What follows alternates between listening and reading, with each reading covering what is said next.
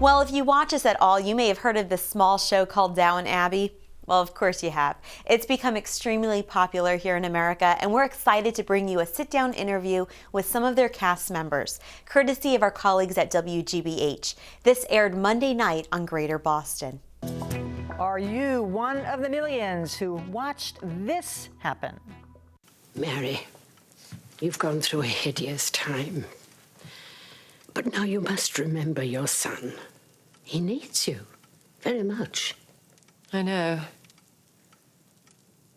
The truth is, I don't think I'm going to be a very good mother. Why not? Because somehow, with Matthew's death, all the softness that he found in me seems to have dried up and drained away. Downton Abbey is back. WGBH's beloved masterpiece series returned for its 4th season, and Lord Grantham's grip is as strong as ever. I'm joined now by WGBH's arts editor, Bowen, and you recently sat down with some of the stars of Downton. I did. Over the past few years, I think I've spoken with at least half of the upstairs and downstairs staff. They're great people, so down to earth, and I think they're probably as bewildered by the success, in some regard, of the show as anybody. So the clip we just saw, that was Mary, and her husband, Matthew Crowley, was killed off last season. That's the actor played Dan Stevens. He's kind of a big star, big, handsome guy. How did you think that they went on without him? Well, of course, this has been the big question over the last 11 months since we saw him die tragically in the final moments of the last season is how would the show go on? And what we find here, in at least the very first episode, is really a study in grief and what happens to Lady Mary.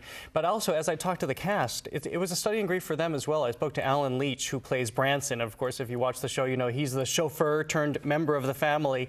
And he said even off screen, it was a loss for them as well. And he talked about how Michelle Dockery, who plays Lady Mary, sort of set the tone for that and how they felt on the set. As Michelle said, she said, you know, what an adventure, and we started this adventure together and we're not going to end it together. And it was the same with Dan. You did feel that there were two people who were so integral to the show missing. But what it also gives, and what we realised was, it gives the show such drama. And of course, his wife was the one who died in childbirth. See, I do watch, and I watched last night too. Yeah, well, and Julian Fellowes has said it's very hard to write happy. So Dan Stevens did want to leave the show, but it sort of gave them this opportunity. Mm-hmm.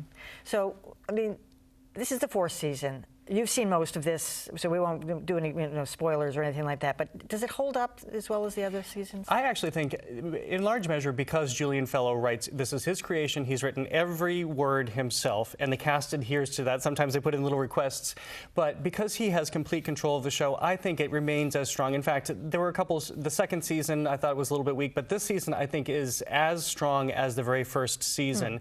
There are many reasons for that. I think that people are still gravitate toward this old English style as our mores and social structure changes rapidly. I mean, we'd like to see something that still has some sort of structure. Of course, people love the stories, the drama, the soapiness, the costumes, everything that's beautiful about it.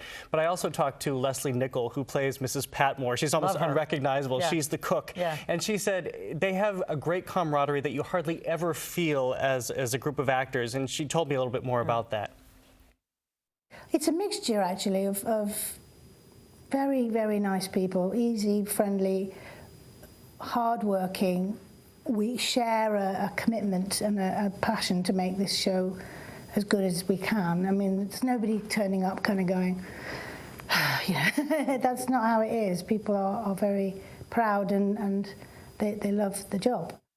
You're right, I would not have recognized her, but she's one of the characters I really look forward to, her scenes.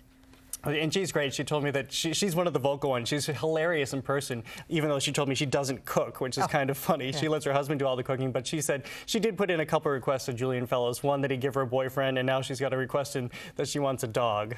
A boyfriend? Well, is it one of the other guys in the... Well, this was something that happened a couple seasons ago, so she got a boyfriend for a couple seasons. Her other major request is to have a scene with Maggie Smith now, but that means she has to go upstairs, and she's been told in those times the cook would never be seen upstairs. So last night, and I did watch it, but it felt a little bit slower, I thought. Maybe it was 2 hours, and but they do a lot of 2-hour episodes. Well, I think that's largely because Julian Fellowes knew that he had to calibrate this audience. I mean, this is a couple that you spent 3 years, Dan Stevens and Michelle Dockery's character, Lady Mary. You spent 3 years wanting them to have this moment where they get married and they finally have this son, and we lost him. So he had to help us come to terms. All right. Well, Jared, thank you for that.